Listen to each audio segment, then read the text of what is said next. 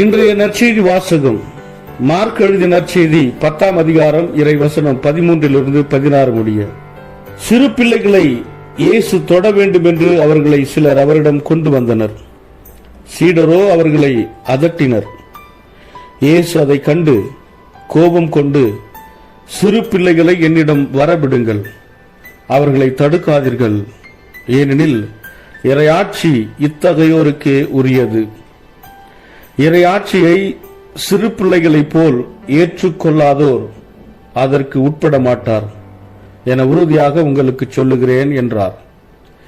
பிறகு அவர் அவர்களை அரவணைத்து தம் கைகளை அவர்கள் மீது வைத்து ஆசி வழங்கினார். ಇದು ಕ್ರಿಸ್ತು ವழங்கும் ನற்செய்தி. ಕ್ರಿಸ್ತುವೇ ಉಮಕ್ಕೆ ಪುಗழ್. ಮಾರ್ಕ ಅಧ್ಯಾಯ 10 ವಚನಗಳು 13-16 ಜನರು ತಮ್ಮ ಚಿಕ್ಕ ಮಕ್ಕಳನ್ನು ಮುಟ್ಟಿ ಆಶೀರ್ವದಿಸಲೆಂದು ಅವರನ್ನು ಯೇಸುವಿನ ಬಳಿಗೆ ತಂದರು. ಆದರೆ ಮಕ್ಕಳನ್ನು ಯೇಸುವಿನ ಬಳಿಗೆ ತರಕೂಡದೆಂದು ಶಿಷ್ಯರು ಜನರನ್ನು ಗದರಿಸಿದರು.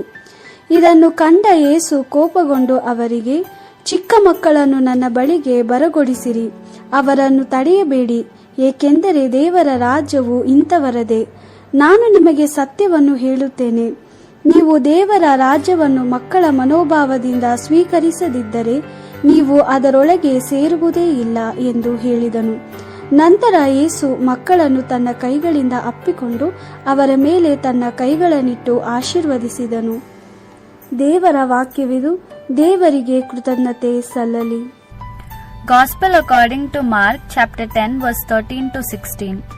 People were bringing little children that he might lay his hands on them, and the disciples rebuked them for this. When Jesus noticed it, he was indignant and said, "Let the children come to me, and do not stop them, for it is to such as these that the kingdom of God belongs. Truly I say to you, whoever does not receive the kingdom of God like a child will not enter it." Then he took the children in his arms, and laying his hands on them, blessed them. This is the word of the Lord. Thanks be to God.